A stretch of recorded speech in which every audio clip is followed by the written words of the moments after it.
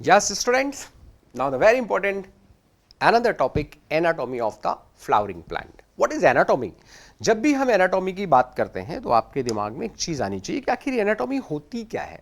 तो एनाटॉमी क्या है बेटा? एनाटॉमी मतलब study of internal structure, study of internal structure is called anatomy. अब स्टडी ऑफ इंटरनल स्ट्रक्चर की बात करें तो आखिर हम पढ़ेंगे कैसे इसको? मार्फोलॉजी तो बाहर से दिख जाती है, तो डिफरेंट टाइप्स के सेक्शन कट करने पड़ते हैं। टीएस होता है, एलएस होता है, वीएलएस होता है, तो डिफरेंट टाइप्स के सेक्शन हम कट करते हैं और डिफरेंट सेक्शन को कट करके हम इसके अंदर जो टिश्यूज पाए जाते हैं, जो इंटरनल स्ट्रक्चर है, उसकी स्टडी की जाती है।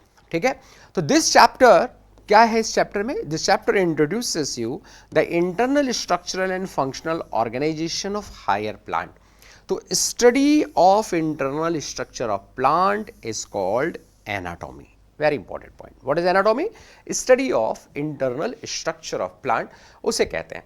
प्लांट में आपको पता है कि बेसिक यूनिट क्या होती है? सेल होती है, which are organize into tissue and these tissues are organize into organs. तो सेल से क्या बनेगा? सेल के ग्रुप को टिश्यू बोलेंगे, टिश्यू के ग्रुप को फिर ऑर्गन बोल देते हैं।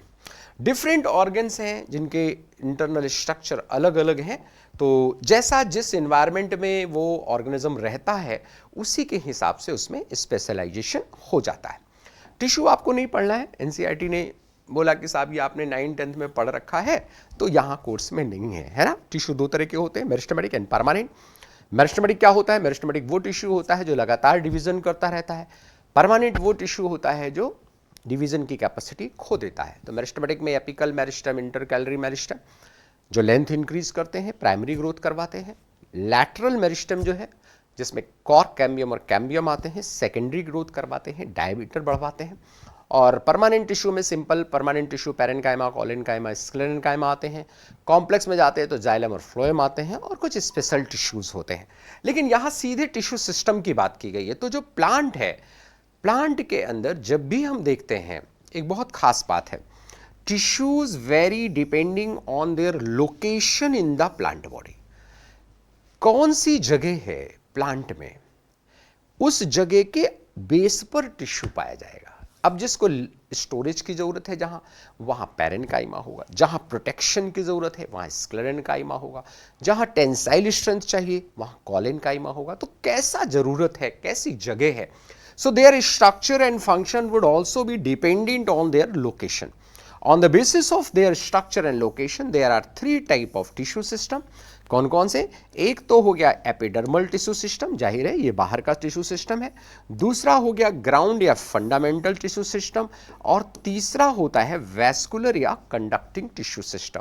तो अगर मैं एक जनरलाइज्ड वे में आपको बताऊं कि ये तीनों टिश्यू सिस्टम कहाँ होंगे, तो मान लो ये सेंटर पार्ट है तो यहाँ वैस्कुलर टिश्यू होगा, और सबसे बाहर की तरफ ये epidermal tissue system, this is ground या fundamental tissue system, and third one हो जाएगा वैस्कुलर टिश्यू सिस्टम, बिल्कुल सेंटर में।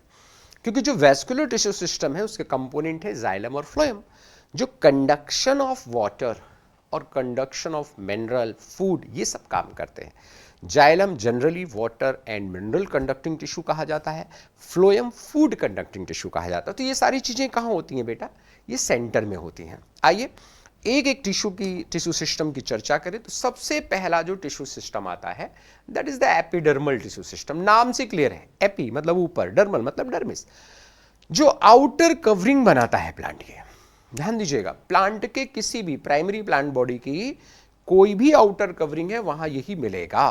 तो this tissue system form the outermost covering of the whole plant body and comprises epidermal cell, stomata and the epidermal appendages, जिनको हम trichome या hair बोलते हैं।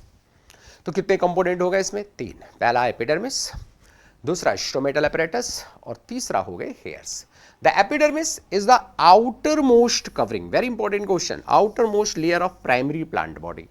सेकेंडरी प्लांट बॉडी क्यों नहीं बोला? क्योंकि सेकेंडरी प्लांट बॉडी में सेकेंडरी ग्रोथ हो जाती है और उसके कारण सरफेस पर एपिडर्मिस की जगह कॉर्क होती है। ठीक है, तो ये मिलती है आपको। It is made up of which type of cell? Elongated compactly arranged parenchyma cell. ध्यान दीजिएगा, यहां जो भी सेल्स हैं वो कैसी हैं? पैरेन्काइमा सेल्स होती हैं, और ये कॉन्टिन्यूअस लेयर बनाती हैं। कैसी लेयर बन रही है भाई? कॉन्टिन्यूअस, क्योंकि प्रोटेक्शन है ना, तो गैप नहीं होना चाहिए। Which forms a continuous layer? Epidermis is usually single layered, generally single layered होती हैं, कहीं कहीं मल्टी लेयर्ड भी हो जाती हैं। Epidermal cells are parenchymatous with a small amount of cytoplasm lining the cell wall and a large vacuole. Plant cell का जो पिक्यूलियर पॉइंट है, ए लार्ज सेंट्रल वैक्यूल की प्रेजेंस हो रहा। फिर outside of epidermis often covered with a waxy thick layer. Question पूछा जा चुका है, क्या नाम है इसका? क्यूटिकल। क्या करेगी ये? Prevent the loss of water. Cuticle जो है ये लॉस ऑफ वाटर से बचाने का काम करती है। This is very very important point. Cuticle is absent in root, बहुत खास बात है, रूट्स के अंदर क्यूटिकल नहीं पाई जाती है। Stomata are structurally present in the epidermis of leaf. Stomata regulate the process of transpiration and gaseous exchange. देखेंगे आप कि जो स्टोमेटा है वो क्या करते हैं? ट्रांसपिरेशन। ट्रांसपिरेशन क्या होता है? Loss of water in the form of droplet from the aerial parts of the plant, mainly from the leaves.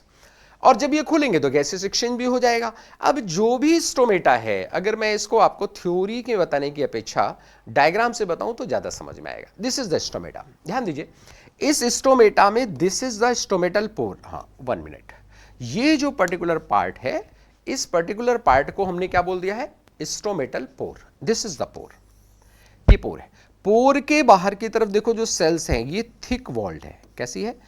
Thick walled cell है। यहां ये वॉल जो है वो थिक है, और जो इसके बाहर वाली वॉल है ये थिन वॉल्ड है। तो ये जो गार्ड सेल है, गार्ड सेल क्या करती हैं? इस स्टोमेटा को रेगुलेट करने का काम करती हैं। कैसे कैसे रेगुलेट करती हैं अगर मैं आपको बताऊं तो ध्यान दीजिएगा। जब गार्ड सेल टर्जिड हो जाएंगे, 2 बातें मैं यहां करता हूं आपसे। जब गार्ड सेल टर्जिड हो जाएगी तो स्टोमेटा ओपन हो जाएगा। स्टोमेटा ओपन कब होगा? स्टोमेटा तभी ओपन होगा कि जब गार्ड सेल्स जो हैं, अगर गार्ड सेल टर्जिड हो गई तो स्टोमेटा ओपन हो जाएगा, और अगर गार्ड सेल्स जो हैं ये फ्लैसिड हो जाएंगी तो ये क्लोज्ड हो जाएगा। तो गार्ड सेल अगर टर्जिड है स्टोमेटा खुल जाएगा, गार्ड सेल अगर फ्लैसिड है स्टोमेटा बंद हो जाएगा। इसमें ये जो इनर वॉल है ये थिक वॉल होती है और आउटर वॉल थिन होती है। इसके पास क्लोरोप्लास्ट भी पाया जाता है। नॉर्मली जो पैरेन्काइमेटस सेल्स है उनमें एपिडर्मल सेल है, उसमें क्लोरोप्लास्ट नहीं है एपिडर्मल सेल में, लेकिन इस समय पाया जाता है। इसके बाहर की तरफ जो इसको सराउंड करती हैं वो सब्सिडरी सेल हो गई, और फिर सबसे बाहर तो आपको एपिडर्मल सेल। तो कुल मिला के अगर आप देखते हैं तो आपको सेंटर में एक पोर जैसा स्ट्रक्चर मिलता है, वो हो जाता है स्टोमेटा, जिससे वो कवर्ड रहता है, जो उसको रेगुलेट करता है to a pair of guard cells होती हैं। गार्ड सेल की इनर वॉल थिक होती है, सेलुलोज फाइब्रिल्स होते हैं उसमें, और बाहर वाली जो होती है वो थिन होती है। ये अरेंजमेंट ओपनिंग और क्लोजर में हेल्प करता है। गार्ड सेल के बाहर की तरफ सब्सिडरी सेल है, और उसके बाद नॉर्मल एपिडर्मल सेल्स हो गई। 1-2 बड़ी बात है। क्या? Shape of the guard cell. ये जो गार्ड सेल का शेप है आप देख रहे हैं, ये बीन शेप्ड होती है, यानी डाइकॉट प्लांट में, ये डाइकॉट प्लांट का डायग्राम है, तो डाइकॉट में बीन शेप्ड होती हैं, और जब हम मोनोकॉट में देखते हैं तो आपको नजर आ रही है कैसे? Dumbbell shaped guard cell. These guard cells are dumbbell shape. सीधे नीट में क्वेश्चन पूछा जाता है कि dumbbell shaped guard cells are present in, तो आपका आंसर क्या हो जाएगा? Monocot plant. बीन शेप्ड किसमें प्रेजेंट है? तो आपका आंसर क्या हो जाएगा? Dicot plant. क्लियर? आइए, फंक्शन तो आपको क्लियर है ना? तो स्टोमेटल एपरेटस में कौन कौन सी चीजें आएंगी जरा ध्यान दीजिएगा, बहुत ध्यान से। The stomatal aperture, guard cell and the surrounding subsidiary cells are together called stomatal apparatus. समझ में आ गया ना? स्टोमेटल एपरेटस में 3 चीजें हो गई। कौन कौन सी? स्टोमेटल एपर्चर हो गया, गार्ड सेल हो गई, और सब्सिडरी सेल हो गई। आइए, अगला जो कंपोनेंट है वो क्या है इसका? अगला कंपोनेंट होता है हेयर्स। तो हेयर देखो दो तरह की चीजें इसमें पाई गई। अगर रूट है तो क्या होगा बेटा, रूट है तो रूट हेयर होगा, स्टेम है तो क्या होगा, शूट हेयर होंगे सर, है ना। तो ध्यान दीजिएगा क्या खास बात है, the cells of epidermis bear a number of hair, the root hairs are unicellular elongation of the epidermal cell. ध्यान दीजिएगा जब भी हम रूट सेल की बात करेंगे तो रूट्स के अंदर इस तरह से हमको रूट हेयर मिलते हैं, ये रूट हेयर होते हैं, क्या करते हैं, help absorb water and mineral from the soil, क्योंकि ये सरफेस एरिया बढ़ा देते हैं। लेकिन स्टेम में जो एपिडर्मल हेयर्स हैं उनको हम ट्राइकोम्स कहते हैं। ये ट्राइकोम्स कैसे होते हैं बेटा, तो ये होते हैं multi cellular, yes, trichomes are multi cellular. जितने भी ये ट्राइकोम्स हैं, ट्राइकोम मल्टी सेलुलर होते हैं, यूजुअली कैसे, मल्टी सेलुलर। रूट हेयर कैसे, यूनिसेलुलर। फिर मे बी ब्रांच्ड और अनब्रांच, जबकि रूट हेयर हमेशा कैसा होगा, अनब्रांच। अगली बात, सॉफ्ट या स्टिफ, जबकि रूट हेयर हमेशा कैसा होगा, सॉफ्ट होगा। तो डिफरेंस क्लियर हुआ, यूनिसेलुलर होता है root hair, stem hair multicellular. Root hair unbranch, stem hair branch और अनब्रांच। रूट हेयर सॉफ्ट होता है, वो कैसा होता है, सॉफ्ट या स्टिफ। रूट हेयर का मेन काम क्या है, इंक्रीज करता है surface area for water and mineral absorption. Shoot hair क्या करते हैं, ये may be secretory in function और help in preventing water loss due to transpiration. तो एक तो सिक्रीशन का काम करते हैं और दूसरा वाटर लॉस से बचाने का काम करते हैं। तो समझ में आ गया ना। एपिडर्मल टिश्यू सिस्टम में कितने पार्ट हो गए बेटा, 3। कौन कौन से, एक तो एपिडर्मिस हो गई, दूसरा स्टोमेटल एपरेटस हो गया और तीसरे हो गए एपिडर्मल अपेंडिसेस, जिसमें आपने रूट हेयर और शूट हेयर पढ़ लिया। चलिए अगले टिश्यू सिस्टम की बात करें। इसके बाद जो नेक्स्ट टिश्यू सिस्टम आता है उसे बोलते हैं ग्राउंड टिश्यू सिस्टम या fundamental tissue system. Most of the part, plant का जो मोस्ट ऑफ द पार्ट है वो यही टिश्यू सिस्टम बनाता है, ग्राउंड टिश्यू सिस्टम, क्योंकि वैस्कुलर टिश्यू सिस्टम नीचे की तरफ होता है। प्राइमरी बॉडी की बात करें, बाद में तो जब सेकेंडरी ग्रोथ हो जाएगी तो जो जाइलम है वो बहुत ज़्यादा होता है जिनके अंदर सेकेंडरी ग्रोथ होती है। तो यहां देखिए, all tissues except epidermis and vascular bundle constitute the ground tissue. बस दो चीजें, एपिडर्मल टिश्यू सिस्टम हटा दो और उधर वैस्कुलर टिश्यू हटा दो, वैस्कुलर बंडल हटा दो, तो बाकी जो कुछ भी है प्लांट के अंदर वो सब क्या है, ग्राउंड या फंडामेंटल। किससे बना होगा, सिंपल टिश्यूज से, पैरेन्काइमा, कोलेन्काइमा, स्क्लेन्काइमा से बना है। Parenchymatous cells are usually present in cortex, pericycle, pith and medullary rays in the primary stem and root. Primary stem और रूट में मिलती हैं। In leaves, ground tissue consists of thin-walled chloroplast containing cell called mesophyll. Very, very important point. ध्यान दीजिएगा, leaf के अंदर upper epidermis और lower epidermis होती है। अपर एपिडर्मिस और लोअर एपिडर्मिस के बीच का जो भी पार्ट है दैट इज मेसोफिल। पढ़ेंगे भी हम लोग आगे। डाइकोट लीफ में it is divided into upper palisade parenchyma and lower spongy parenchyma. Monocot में अनडिफरेंशिएटेड होते हैं मेसोफिल। तो मेसोफिल क्या है, लीफ की मेसोफिल ग्राउंड टिश्यू है। आइए लास्ट टिश्यू सिस्टम की तरफ बढ़ें जिसका नाम है वैस्कुलर टिश्यू सिस्टम। नाम से क्लियर है कि जब भी हम वैस्कुलर टिश्यू सिस्टम की बात करेंगे ये कॉम्प्लेक्स टिश्यू से बने होंगे। कॉम्प्लेक्स टिश्यू कौन होते हैं, जाइलम होता है, फ्लोएम होता है। प्लांट के ये दोनों कॉम्प्लेक्स टिश्यू हैं। तो ध्यान दीजिए, the vascular system consist of complex tissues the phloem and the xylem. मैंने आपको बताया अभी, xylem water and mineral conducting tissue होता है, फ्लोएम फूड कंडक्टिंग टिश्यू होता है। तो ये दोनों से बनके ये दोनों जब मिलते हैं तो xylem and phloem together constitute vascular bundle. क्या नाम है इनका, वैस्कुलर बंडल। क्यों है, क्योंकि दोनों वैस्कुलर या कंडक्टिंग टिश्यू है। इन dicot stems cambium is present between phloem and xylem, and such vascular bundle because of the presence of cambium possess the ability to form secondary xylem and secondary phloem and hence called, क्या कहेंगे इनको, open. Open किसको कहते हैं, जरा ध्यान दीजिए। जब भी कैम्बियम मिलेगा, मान लो ये कैम्बियम है, तो इस कैम्बियम से सेल्स बनती हैं, ऊपर की तरफ बनती भी हैं और नीचे की तरफ बनती हैं। जो ऊपर की तरफ की सेल्स बनती हैं उनको हम लोग कहते हैं सेकेंडरी फ्लोएम, बाहर की तरफ, और जो नीचे की तरफ सेल्स बनती हैं उनको हम लोग कहते हैं सेकेंडरी जाइलम। तो कैम्बियम से ऊपर की तरफ बनेगा सेकेंडरी फ्लोएम और नीचे की तरफ बनेगा secondary xylem, and that is termed as secondary growth. इसी को हम सेकेंडरी ग्रोथ कहते हैं। तो सेकेंडरी ग्रोथ कब होगा? जब कैम्बियम प्रेजेंट होगा। अगर कैम्बियम प्रेजेंट है तभी सेकेंडरी ग्रोथ होगी, वरना सेकेंडरी ग्रोथ नहीं होगी। अब ध्यान दीजिए, अगर हम रूट की बात करें, इस तरह के वेस्कुलर बंडल को जो सबसे पहले दिख रहा है इसे हम कहते हैं बेटा रेडियल वेस्कुलर बंडल। कौन सा वेस्कुलर बंडल बोलते हैं, जल्दी से बताओ। हाँ, मैं एक बार फिर से देखता हूं।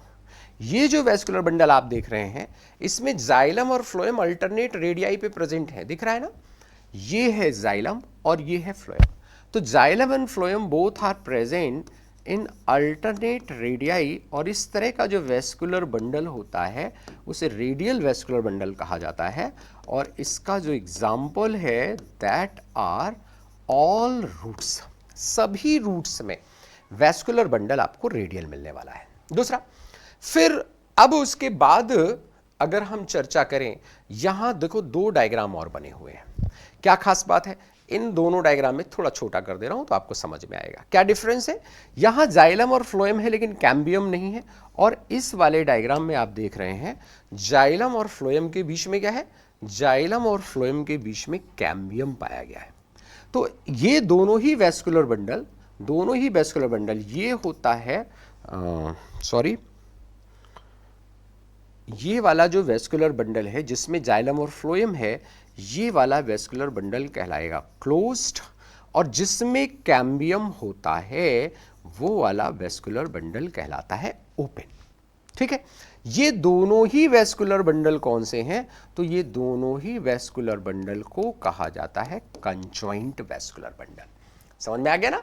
तो when xylem and phloem within a vascular bundle are arranged in alternate manner, अगर ये अल्टरनेट मैनर में प्रेजेंट है, अल्टरनेट रेडियाई पे प्रेजेंट है, तो उस तरह के वेस्कुलर बंडल को क्या बोला था बेटा हमने? Radial vascular bundle. कौन सा बंडल बोला है? रेडियल। और रेडियल वेस्कुलर बंडल किसमें मिलता है, जल्दी से बताओ। तो अभी बताया था, वेरी वेरी इंपॉर्टेंट क्वेश्चन आता है, रेडियल वेस्कुलर बंडल मिलता है रूट में। और एक और इंपॉर्टेंट बात आती है कि इस रूट के अंदर जो जाइलम होता है वो जाइलम होता है एक्सार्च। ये एक्सार्च जाइलम क्या होता है? मतलब प्रोटोजाइलम बाहर की तरफ और मेटाजाइलम अंदर की तरफ, इसको बोलते हैं एक्सार्च। फिर देखिए, in conjoint type of vascular bundle xylem and phloem are jointly situated along the same radius. ये देख रहे हो ना आप, सेम रेडियस पे। लेकिन such vascular bundles are common in stem and leaves. किसमें कॉमन है? स्टेम एंड लीव्स में कॉमन होते हैं। ठीक है, कंजॉइंट वेस्कुलर बंडल के अंदर phloem located only on the outer side of xylem. आप देख रहे हैं ये अपर साइड है, अपर साइड में फ्लोएम है, लोअर साइड में जाइलम है, और बीच में क्या है? कैम्बियम। तो ये जो क्लोज्ड वेस्कुलर बंडल आया, क्लोज्ड वेस्कुलर बंडल किस में मिलेगा? ये मिलेगा मोनोकॉट स्टेम में। और जिसमें कैम्बियम है वो कैसा हो जाएगा? वो ओपन एंड कंजॉइंट हो जाएगा, और ये आपको मिलता है डाइकॉट स्टेम में। तो दोनों ही कंजॉइंट वेस्कुलर बंडल हैं, चाहे इसकी चर्चा करें या इसकी, दोनों ही कैसे हैं? कंजॉइंट। अगर जाइलम और फ्लोएम के बीच में कैम्बियम है तो वो ओपन हो जाएगा, एग्जाम्पल डाइकॉट स्टेम। अगर जाइलम और फ्लोएम के बीच में कैम्बियम नहीं है वो क्लोज्ड हो जाएगा, एग्जाम्पल मोनोकॉट स्टेम। क्लियर? आइए अब जरा एनाटॉमी पढ़ते हैं रूट की। तो जरा देखिए क्या खास बात है, जब भी हम रूट की एनाटॉमी पढ़ते हैं तो इसका इंटरनल स्ट्रक्चर देखते हैं। कुछ पॉइंट्स हैं, हालांकि आपको पॉइंट्स तो नहीं समझ में आएंगे, सीधे अगर हम लोग डायग्राम से समझे तो ज़्यादा अच्छा रहेगा, बट फिर भी देख लो। आउटर मोस्ट लेयर जो है वो एपिब्लेमा कहलाता है, और ये एपिब्लेमा सेल प्रोट्रूड होती हैं यूनिसेलुलर रूट हेयर के रूप में। अभी बताया था मैंने आपको, रूट्स में यूनिसेलुलर रूट हेयर पाए जाते हैं। फिर उसके नीचे कॉर्टेक्स होता है, पैरेन्काइमेटस कॉर्टेक्स मिलता है आपको। कॉर्टेक्स से नीचे जाएंगे तो क्या मिलेगा? फिर एंडोडर्मिस। मैं एक रूट के अंदर कौन कौन सी लेयर हैं वो बता दूं पहले आपको। तो तो सबसे पहले जो लेयर है बच्चे उसको बोलते हैं एपिडर्मिस। रूट की एपिडर्मिस को एक और नाम दिया जाता है, ये आपने जो देखा एपिब्लेमा बोलते हैं। तो epiblema is the name of epidermis of root. दूसरा, एपिडर्मिस के नीचे फिर इसमें जो जोन है वो कॉर्टेक्स पार्ट होता है, पैरेनकाइमेटस। इसके बाद तीसरी जो लेयर है वो यहाँ पर होती है एंडोडर्मिस। चौथी जो लेयर है वो होती है पेरीसाइकल, और फिर उसके बाद में वैस्कुलर बंडल पाए जाते हैं, और सेंटर में यहाँ पर मिलता है पिथ या मेड्यूला। इतने पार्ट रूट में आपको मिलते हैं, चाहे वो डाइकॉट रूट हो या मोनोकॉट रूट हो। तो पॉइंट समझ में आ गया ना। सबसे बाहर क्या मिलेगा, एपिडर्मिस या एपिब्लेमा, दूसरे नंबर पे कॉर्टेक्स, फिर एंडोडर्मिस, पेरिसाइकल, वैस्कुलर बंडल, और सेंटर में पिथ या मेड्यूला। आइए डायग्राम से समझेंगे तो क्लियर समझ में आएगा। देखो ये जैसे डायग्राम आ गया, ये जो डायग्राम है ये बहुत ही इंपॉर्टेंट डाइकॉट रूट का डायग्राम है। किसका डायग्राम है ये? This diagram belongs to dicot root. क्या डिफरेंस है जरा ये भी याद रखना, मैं भी पूछूंगा आपसे। ये है डाइकॉट रूट। सबसे बाहर की तरफ क्या है? Root hair. फिर नंबर 2 पे क्या आया? एपिडर्मिस आ गई, कॉर्टेक्स आ गया, एंडोडर्मिस, पेरीसाइकल। अब देखो जो प्रोटो और मेटा की बात कर रहा था, ये जो यहां रूट में डेवलपमेंट जो है वो इस तरह से होता है। इस तरह से होने का मतलब कि बाहर की तरफ तो यहां आपको मिलेगा प्रोटोजाइलम, और सेंटर में आपको क्या मिलने वाला है? मेटाजाइलम मिलने वाला है। तो मेटाजाइलम सेंटर में और प्रोटोजाइलम पेरीफेरी पर है। दैट टाइप ऑफ जाइलम, इसी तरह के जाइलम को हम एग्जार्च जाइलम कहते हैं। हालांकि ये खाली डाइकॉट रूट में नहीं है, किसी भी रूट में ये जाइलम कंडीशन मिलते हैं। फिर अब ये एंडोडर्मिस के नीचे पेरीसाइकिल है, ये सेंट्रल पार्ट जो आप देख रहे हैं that is the pith. Central part pith हो गया, ये जाइलम बंडल है, ये फ्लोएम है, फिर जाइलम, फिर फ्लोएम, इस तरह से ये पाए जाते हैं। एक बड़ी बात जो यहां पर आती है वो आती है एंडोडर्मिस के। The innermost layer of the cortex is called endodermis. It comprises single layer of barrel shaped cell without any intercellular space. बहुत इंपॉर्टेंट पॉइंट। बैरल जैसी सेल्स होती हैं, ये इंटरसेलुलर स्पेस नहीं होते। फिर इनकी टेंजेंशियल एंड रेडियल वॉल जो है उस पर डिपोजिशन होता है वाटर इम्परवेबल वैक्सी मटेरियल है सुबेरिन का, जिसको हम कैस्पेरियन स्ट्रिप्स कहते हैं, क्योंकि पट्टियों के फॉर्म में होता है। कैस्पर ने डिस्कवर किया तो कैस्पेरियन स्ट्रिप बोल दिया जाता है। अब एक और बात, इसके नीचे फिर थिक वॉल्ड पैरेनकाइमेटस पेरीसाइकिल है। Initiation of lateral root and vascular cambium during secondary growth takes place in this cell. This is a very important point. यहां डाइकॉट की जो पेरीसाइकिल है वो दो चीज बनाएगी, एक तो लैटरल रूट बनाएगी और दूसरा बनाएगी वेस्कुलर कैम्बियम, दोनों बनाता है ये। फिर उसके बाद सेंटर में आ जाएगा पिथ, जो कि स्मॉल और इनकॉन्स्पिक्यूअस है, किसके अंदर? डाइकॉट के अंदर। Parenchymatous cell which lie between xylem and phloem, इनको कहा जाता है कंजक्टिव टिश्यू। दिस ये यहां पे जो पाए जाएंगे इनको हम लोग कहते हैं conjunctive tissue. This is very important tissue, खूब पूछा गया है मेडिकल में, ये वेरी इंपॉर्टेंट नीट का क्वेश्चन है। समझ में आ गया ना। और उसके बाद जब समय आएगा जब समय आएगा सेकेंडरी ग्रोथ का, तो इन दोनों के बीच में डेवलप हो जाएगा कैम्बियम और उससे सेकेंडरी ग्रोथ हो जाएगा। समझ में आ गया। तो कितने जाइलम मिल रहे हैं यहां? 1 2 3 4। तो जनरली 2 to 4 जाइलम पैचेस होते हैं। कितने जाइलम पैचेस होते हैं? 2 to 4। Less than 6 diarch to tetrarch condition, इसको हम लोग बोलते हैं। समझ में आ गया? कोई प्रॉब्लम हो तो बताओ जल्दी से। नहीं है? अब जब बाद में कैम्बियम बनता है, अच्छा मैं अभी आपको थोड़ा सा पेरीसाइकिल बताऊंगा, परेशान नहीं होना, है ना। पहले ये लास्ट पॉइंट देख लें, फिर मैं पेरीसाइकिल बताता हूं आपको। क्या एक बड़ी बात आ रही है? क्या बड़ी बात आ रही है? ऑल टिश्यूज कौन से all tissues? All tissues on the inner side of endodermis, ध्यान दीजिएगा, all tissues on the inner side of endodermis such as pericycle, vascular bundle and pith constitute stele. तो what is stele? Central cylindrical part होता है।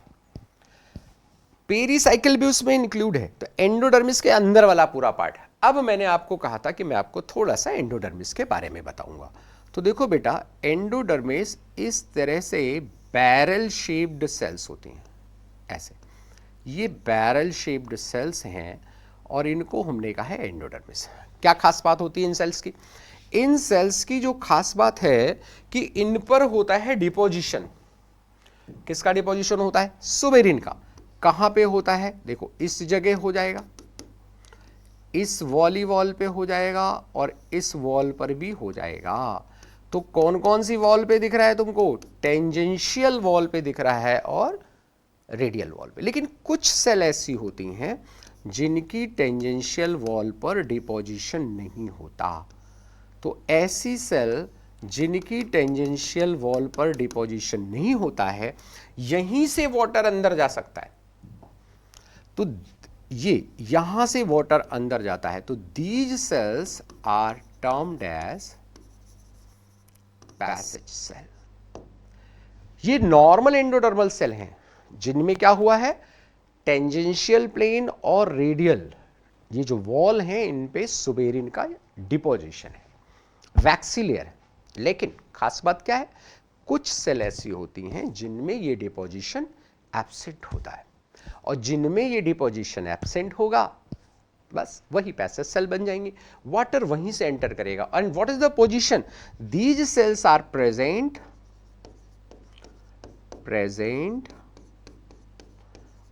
opposite to protoxylem। Very important point. जो passage cell है, passage cell की location क्या है? Protoxylem के ठीक सामने, ये अपोजिट टू प्रोटोजाइलम पाई जाती हैं। That is a very important point. आइए मोनोकॉट रूट देख लो भाई। तो मोनोकॉट रूट में भी क्या है? एपिडर्मिस है, कॉर्टेक्स है, एंडोडर्मिस है, पेरिसाइकिल है, फ्लोएम है, प्रोटोजाइलम, पिथ है। इसका पिथ जो होता है वो मोर डेवलप्ड होता है। ध्यान दीजिए, पहले तो वेस्कुलर टिश्यू कितने हैं? देखो, यहां भी ये प्रोटोजाइलम है बेटा, और ये मेटाजाइलम हो गया। यहां 1 2 3 4 5 6 7 8, यानी ग्रेटर देन 6 जाइलम होते हैं। इस कंडीशन को कहा जाता है पॉलीआर्क। यहां लेस देन 6 होता है, मेनली 2 to 4 मिलता है डाइकॉट में। मोनोकॉट में 6 से ज्यादा होते हैं, तो यहां नंबर ऑफ पैसेज सेल भी ज्यादा होंगे। इसका जो पिथ है, देखो ये पॉलीआर्क कंडीशन हो गई ना, इसका जो पिथ है ये लार्ज एंड वेल डेवलप्ड होता है। जबकि इसका जो पिथ आपको बताया था कैसा होता है? इसका जो पिथ है वो स्मॉल एंड इनकॉन्स्पिकुअस होता है। डाइकॉट रूट का स्मॉल और इनकॉन्स्पिकुअस, इसका लार्ज एंड वेल डेवलप्ड होता है। बस यहां कैम्बियम कभी नहीं बनेगा क्योंकि इसमें सेकेंडरी ग्रोथ नहीं होनी है। So that is the major difference. Clear? बाकी कोई पॉइंट नहीं है, बाकी सब सिंपल सा है बात है। क्या? एक जो मैंने भी आपको बताया, पिथ इसमें लार्ज है, वेल डेवलप्ड है, pith is large and well developed, और monocotyledon roots do not undergo any secondary growth. Why बेटा? वाई सेकेंडरी ग्रोथ नहीं होती क्योंकि कैम्बियम एब्सेंट होता है, वहां कैम्बियम प्रेजेंट होता है। ठीक है, पेरीसाइकिल दोनों जगह है, बट इसकी पेरीसाइकिल मोनोकॉट रूट की कैम्बियम नहीं बनाती, केवल लैटरल रूट बनाती है। डाइकॉट की लैटरल रूट भी बनाएगी और कैम्बियम भी बनाएगी। आइए स्टेम की तरफ बढ़े। स्टेम में the transverse section of A typical young stem, जाहिर है इसमें भी सबसे बाहर क्या होगा? एपिडर्मिस होगी। प्रोटेक्टिव लेयर है ना। अच्छा, इसमें भी तुमको लेयर बता दे। चलो देखो, स्टेम की जब बात करें, और खास तौर से मैं आपको डाइकॉट स्टेम बता रहा हूं क्योंकि मोनोकॉट स्टेम में तो बहुत सी लेयर होती भी नहीं है ना। तो डाइकॉट स्टेम में कौन कौन सी होगी? सबसे बाहर की तरफ हो गई एपिडर्मिस, और इस एपिडर्मिस के ऊपर की तरफ कवरिंग होती है क्यूटिकल की। उसके बाद दूसरी जो चीज आती है वो आती है हाइपोडर्मिस।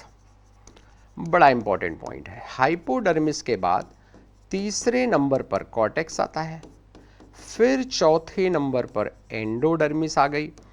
एंडोडर्मिस के बाद फिर आ जाती है पेरीसाइकल, पेरीसाइकिल के बाद फिर वैस्कुलर बंडल, वैस्कुलर बंडल के बाद बिल्कुल सेंटर में पिथ होता है या मेड्यूला होता है, और दो वैस्कुलर बंडल के बीच में आपको मिलते हैं पिथ रेज या मेडुलरी रेज।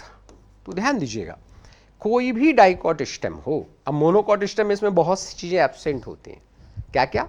एपिडर्मिस तो होती है, हाइपोडर्मिस होती है, कॉर्टेक्स, एंडोडर्मिस, पेरीसाइकल, पिथ, पिथरेज, सब एब्सेंट होता है। ठीक है, तो डाइकॉट स्टेम में, अच्छा क्यूटिकल दोनों में होगी, मोनोकॉट में भी डाइकॉट में भी, क्योंकि क्यूटिकल क्या करती है आपने पढ़ा, एपिडर्मल टिश्यू सिस्टम में ये प्रोटेक्शन करती है, वाटर लॉस से बचाती है। ठीक है, चलो आइए आगे बढ़ते हैं। तो अब देखो, जब हम डाइकॉट स्टेम का डायग्राम देखते हैं तो बड़ी प्यारी बात मैंने भी आपको बताई। क्या कहा मैंने कि जब भी आप डाइकॉट स्टेम देखेंगे तो सबसे बाहर आपको क्या मिल जाएगा? Epidermis covered with a thin layer of cuticle, it may be a trichomes and a few stomata. हाँ, क्योंकि एरियल पार्ट है ना, तो इसमें भी स्टोमेटा आपको मिल सकता है। Cells are arranged in multiple layer between epidermis and pericycle constitute the cortex. ये सब कॉर्टेक्स है। फिर इट कंसिस्ट ऑफ 3 जोन, कौन कौन सा? Outer hypodermis, very very important, collenchymatous cell से बना होता है। अभी पढ़ेंगे आप, मोनोकॉट में जो हाइपोडर्मिस है वो स्क्लेरेनकाइमेटस होता है, लेकिन जो डाइकॉट है, डाइकॉट के अंदर ये कॉलेनकाइमेटस होता है, collenchymatous hypodermis. Very important question, बहुत पूछा गया है नीट में। तो डाइकॉट की हाइपोडर्मिस कॉलेनकाइमा की, मोनोकॉट की हाइपोडर्मिस स्क्लेरेनकाइमा की। क्लियर? इसके नीचे आइए तो cortical layer below hypodermis consist of rounded thin wall parenchymatous cell with intercellular spaces, and the innermost layer जो है उसे एंडोडर्मिस कहते हैं। अब जरा एक खास बात समझना, वहां बैरल शेप हुआ करती थी, है ना, यहां थोड़ा अलग है। यहां क्या है? The cells of the endodermis are rich in starch grain and the layer refer to as starch sheath. तो what is starch sheath? Starch sheath क्या है? एंडोडर्मिस है।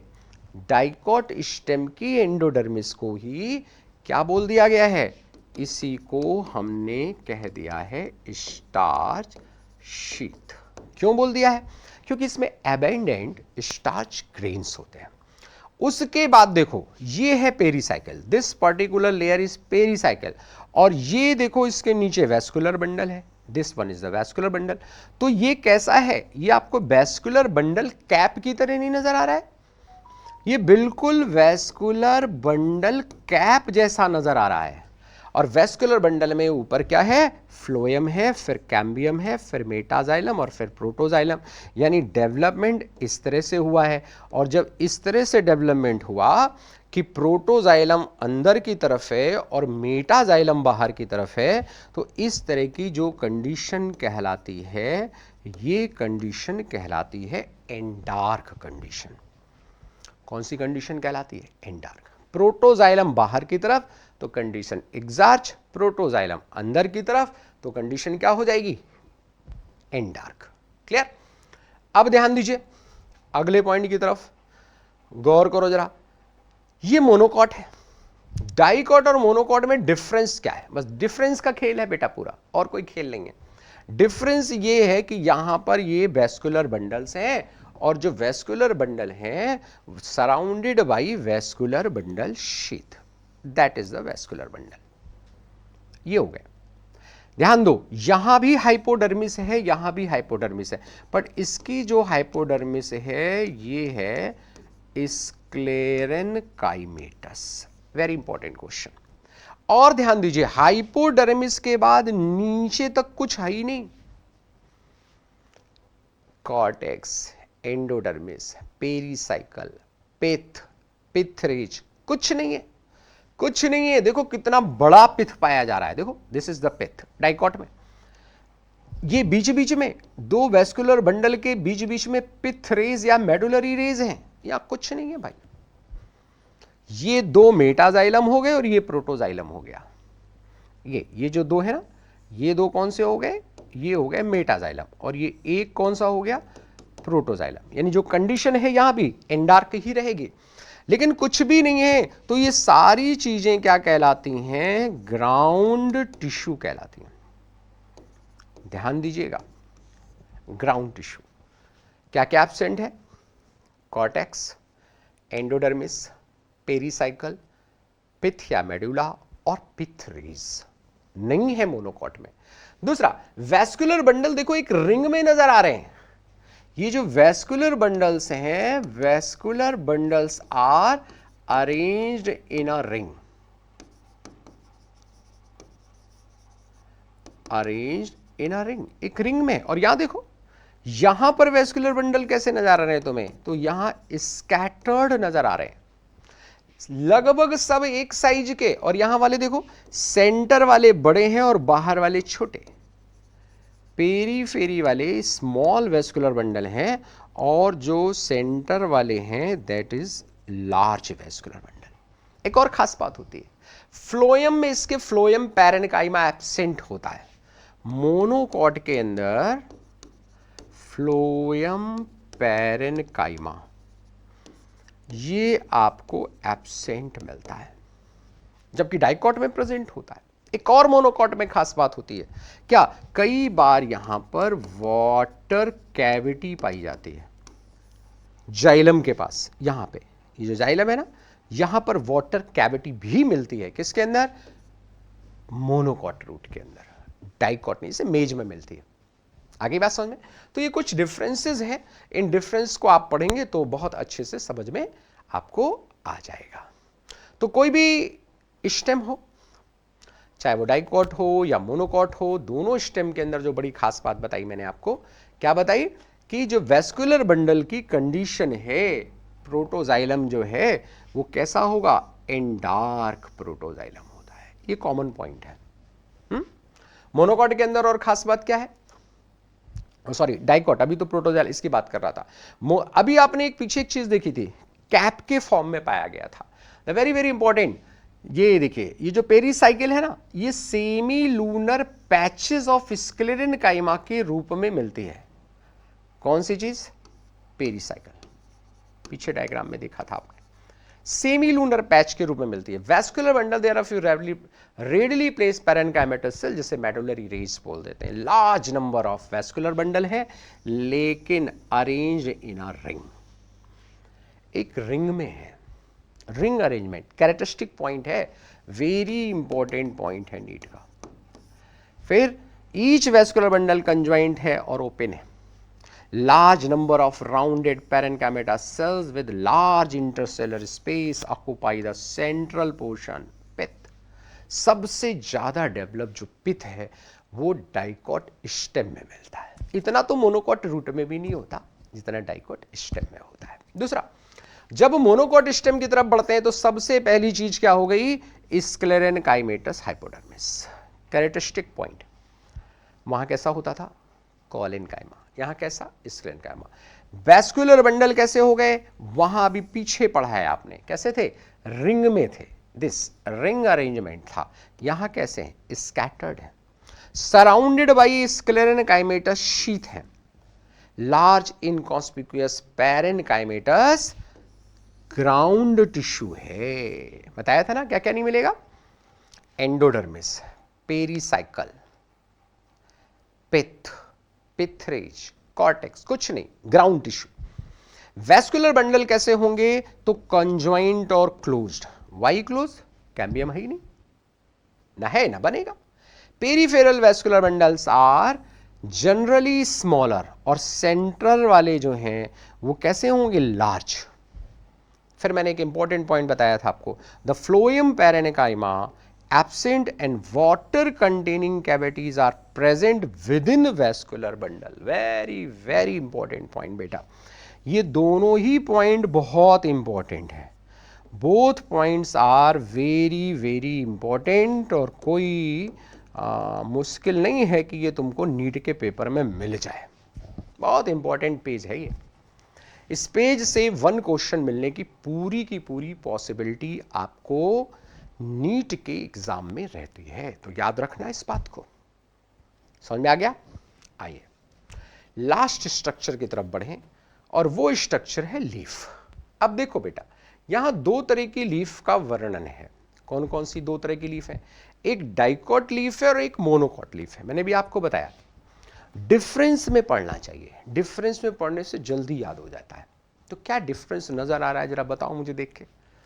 पहला डिफरेंस जो तुमको नजर आ रहा है, वो पहला डिफरेंस ये है कि यहां पर, अच्छा चलो, ये एडेक्सियल एपिडर्मिस है, ये एबैक्सियल है। इसमें कौन सी अपर है, कौन सी लोअर है? तो ध्यान दो, ये जो एडेक्सियल वाली होती है इसी को कहा जाता है अपर, और एबैक्सियल वाली को कहा जाता है लोअर। वेंट्रल और डॉर्सल कौन है अगर बोले तो ये वेंट्रल है और ये डॉर्सल है। पहला डिफरेंस जो तुम्हें नजर आ रहा होगा, यहां स्टोमेटा नहीं है, अपर लेयर पर स्टोमेटा नहीं है, और यहां अपर लेयर पर ये देखो स्टोमेटा प्रेजेंट है। तो that is the first difference. Dicot monocot में बिल्कुल साफ डिफरेंस नजर आ रहा है। एडेक्सियल एपिडर्मिस पर स्टोमेटा नहीं है, इसमें दोनों पर स्टोमेटा है। समझ में आ गया? दूसरा डिफरेंस जो बड़ा बड़ा दिख रहा है, यहां देखो, mesophyll is differentiated in two types, palisade mesophyll और स्पॉन्जी मीजोफिल। ऊपर पैलिसेड बड़ी बड़ी पिलर लाइक सेल है, क्योंकि होता क्या है, ये जो लीफ है ना, इसको बोलते हैं डॉर्सी वेंट्रल लीफ। इसकी एक सरफेस डॉर्सल होती है और दूसरी वेंट्रल होती है। एक सरफेस सीधे सन को फेस करती है। तो the epidermis which cover both the upper surface adaxial and lower adaxial of the leaf has a conspicuous cuticle. Cuticle तो दोनों में होगी। The abaxial epidermis generally bears more stomata than the adaxial. Diagram में तो दिख ही नहीं रहा है, पर वैसे क्या होता है, कभी कभी यहां ऊपर मिलता है, लेकिन ज्यादा स्टोमेटा कहां मिलेंगे, नीचे मिलेंगे। और अगली बात क्या लिखता है एनसीईआरटी, देखो, the latter may even lack stomata. जैसे डायग्राम में ऊपर स्टोमेटा है ही नहीं, इसमें ऊपर भी है और नीचे भी, क्योंकि ये लीफ आइसोबाइलेटरल लीफ होती है, इस तरह से होती है, तो दोनों तरफ बराबर सनलाइट पड़ती है। इसकी जो मीजोफिल देख रहे हो आप, ध्यान दीजिए, ये जो मीजोफिल है एक जैसी सेल है ना भाई, not differentiated into palisade and spongy parenchyma. देखो, पैलिसेड पैरेन्काइमा बड़ी बड़ी लंबी लंबी सेल है। फिर वेस्कुलर बंडल, ये वेस्कुलर बंडल शीत है, यहां भी वेस्कुलर बंडल शीत। ये ऊपर और नीचे, ये एक्सटेंशन जो है, ये बेटा यहां पे बना हुआ है पैरेन्काइमा का, या कभी कभी होता है कॉलेन्काइमा का। लेकिन यहां जो एक्सटेंशन आप देख रहे हैं ऊपर और नीचे, ये हैं स्क्लेरेन्काइमा के। That is the difference. Xylem देखो, ये जाइलम ऊपर की तरफ है, तो what is the position of xylem? Xylem is present towards adaxial epidermis, और फ्लोएम किधर है? Phloem is present towards abaxial. ये क्वेश्चन भी पूछा जाता है, याद रखना। ये तो दोनों के लिए सेम है कि ये जो जाइलम है वो एडेक्सियल की तरफ है, और जो फ्लोएम है वो एबैक्सियल की तरफ है। आ चुका है नीट में क्वेश्चन। लीफ के अंदर जाइलम हमेशा अपर की तरफ रहेगा, और जो फ्लोएम है वो हमेशा लोअर की तरफ रहेगा। फिर देखो, स्पॉन्जी पैरेन्काइमा में बड़ी बड़ी एयर कैविटीज पाई गई हैं, इनमें बिल्कुल जगह नहीं है, पैक्ड है ये। जबकि यहां एक जैसी कंडीशन होती है स्पॉन्जी पैरेन्काइमा, या एक आप ऐसा बोल सकते हो कि same type of cells present होती। एक और बात जो यहां दिखाई नहीं दी है, क्या है भाई? वो ये बात है कि इस मोनोकॉट में कई बार ग्रासेस में एक स्पेशलाइज्ड सेल पाई जाती हैं, जिन सेल को हम लोग बुली फॉर्म सेल्स कहते हैं। ठीक है, तो वो अभी बता दूंगा मैं आगे। तो डिफरेंस क्लियर हो गया ना सब? कोई गड़बड़ी नहीं है ना? चलो आगे बढ़ते हैं। तो अब कुछ खास पॉइंट पे आते हैं। तो देखिए, हाँ, ये सारा हो गया, सब बता दिया मैंने, इसमें सारी चीजें वहां पे क्लियर हो गई। हाँ, एक लास्ट बात और जरा समझ लो बस खाली, साइज ऑफ वेस्कुलर बंडल क्या है भाई? Size of vascular system include vascular bundle which can be seen in the veins and midrib. The size of the vascular bundle are dependent on the size of the vein. क्योंकि आपको पता है जो dicot leaf है, dicot leaf में किस तरह का वेनेशन होता है? Reticulate venation. और रेटिकुलेट में मिड रिब होती है एक बहुत स्ट्रांग, और पैरेलल वेनेशन में सब बराबर होती हैं। तो यही दोनों में बहुत बड़ा डिफरेंस है। तो the veins very in thickness in reticulate venation of dicot leaf. और वैस्कुलर बंडल के चारों तरफ वैस्कुलर बंडल शीथ प्रेजेंट होगी आपको। अब क्वेश्चन पूछती है find the position of xylem in vascular bundle. किधर है भाई? आंसर बताओ। तो ये हो जाएगा टूवर्ड्स एडेक्सियल सरफेस। क्लियर? अभी देखा था ना, अपर वाली सरफेस की तरफ था, एडेक्सियल सरफेस की तरफ। मोनोकॉट में क्या है? आइसोबाइलेटरल लीफ होती, दोनों तरफ बराबर लाइट पड़ती है, ठीक है ना। तो जब दोनों तरफ बराबर लाइट पड़ेगी तो क्या होगा? Stomata in isobilateral stomata are present on both the surfaces of epidermis and mesophyll is not differentiated. Dicot में ऊपर से बहुत ज्यादा लाइट पड़ रही थी ना, तो उस लाइट से प्रोटेक्शन के लिए इसने किया क्या था? अब यहां तो लाइट पड़ ही नहीं रही है, दोनों तरफ बराबर पड़ रही, तो किधर पैलिसेड बनाए और किधर स्पॉन्जी? तो एक जैसी सेल्स होती हैं ग्रासेस के अंदर। अब जो सबसे इंपॉर्टेंट पॉइंट आने जा रहा है वो जरा गौर से सुनना। हाँ, बस चैप्टर खत्म होने वाला है, चिंता नहीं करो। सबसे इंपॉर्टेंट पॉइंट क्या आने वाला है? इन ग्रासेस, ग्रासेस के अंदर certain adaxial epidermal cell along the veins modified themselves into large empty and colorless cell। कैसी सेल हो जाती हैं? इस तरह से large empty and colourless cell, इस तरह से।